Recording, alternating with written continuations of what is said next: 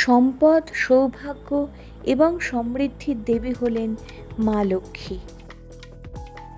শুধু ধন সম্পত্তি নয়, বরং জীবনের সকল প্রকার সমৃদ্ধি, সুস্বাস্থ্য, জ্ঞান, শক্তি এবং পারিবারিক সুখ প্রদানকারিণী দেবী হিসাবেও তিনি পূজিতা হন।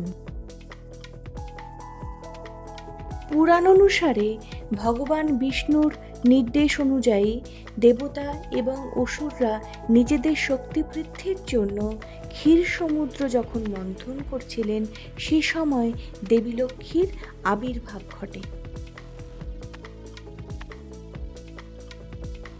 গরুড় পুরাণ, লিঙ্গ পুরাণ ও পদ্ম পুরাণ অনুসারে লক্ষ্মী ঋষি ভৃগু এবং তাঁর স্ত্রী খ্যাতির কন্যা হিসাবে জন্মগ্রহণ করেছিলেন এবং তাঁর নাম ছিল ভার্গবী।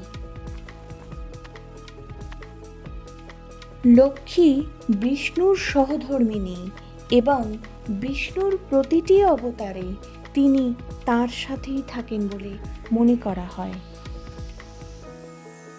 মা লক্ষ্মী সমগ্র সৃষ্টির মাতা।